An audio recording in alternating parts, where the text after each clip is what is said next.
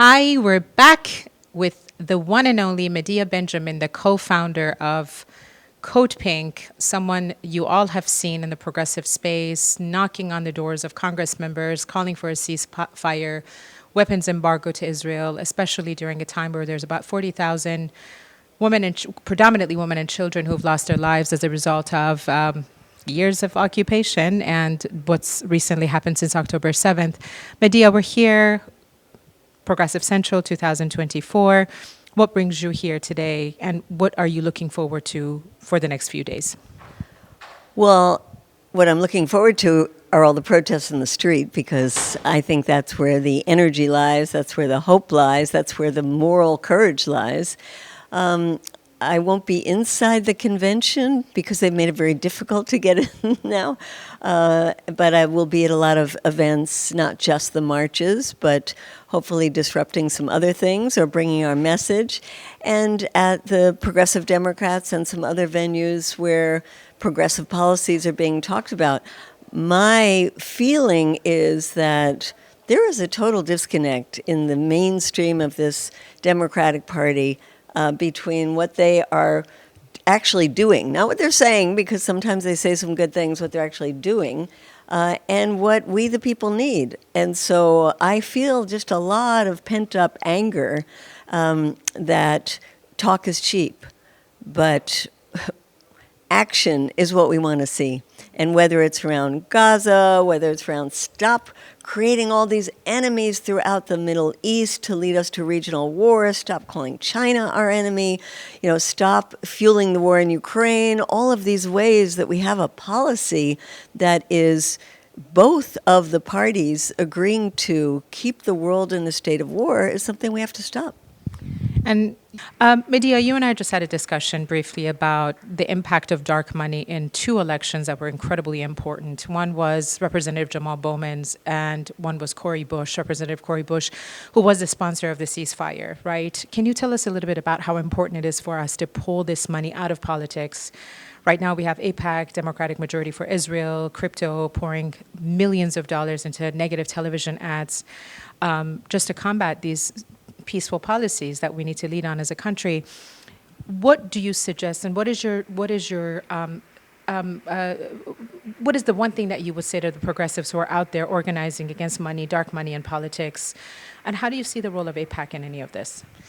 I think that we have to recognize that it's not just the money, it's also the organizing. And these groups are also organized. They have people in every district, they have caucuses in every district, and they are constantly calling their members of Congress, they're constantly visiting their members of Congress.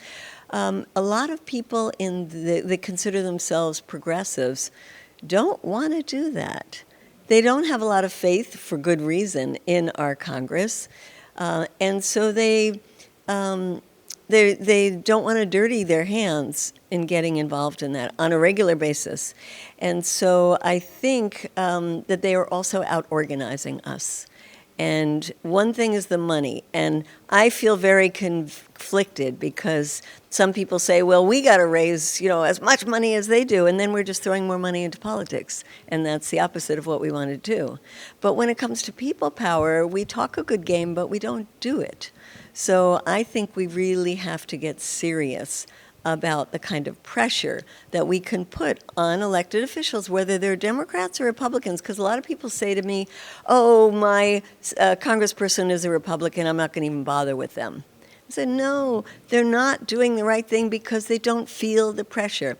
So yes, we have to work to get money out of politics, whether it's supporting the campaigns like Move to Amend, whether it's trying to find ways to actually legally go after some of these organizations and force them to register as foreign agents so that they wouldn't have the legal right to throw their money into politics, and educating people, and then campaigns like ones that are just starting now to try to get people who are running for office or are in office to reject that money, to say, I won't take that money, just like NRA became dirty money, to do the same thing with this pro-Israel money.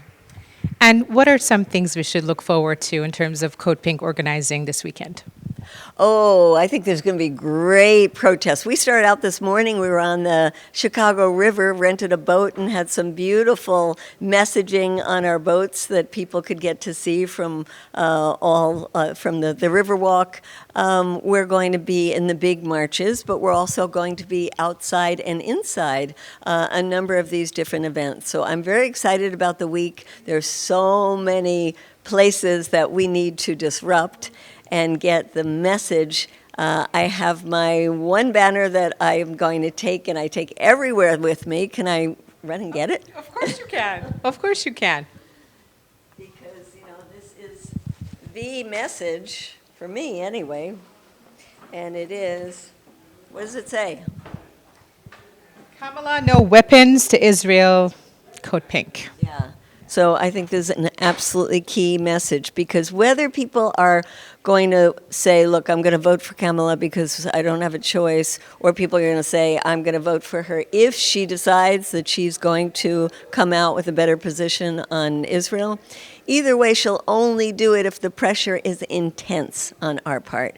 And it's not intense enough. If it were that intense, we wouldn't have seen the administration right before the DNC say they were authorizing a $20 billion sale of weapons to Israel. That means that we're not doing enough. So we have to step up our game from now until elections and way beyond.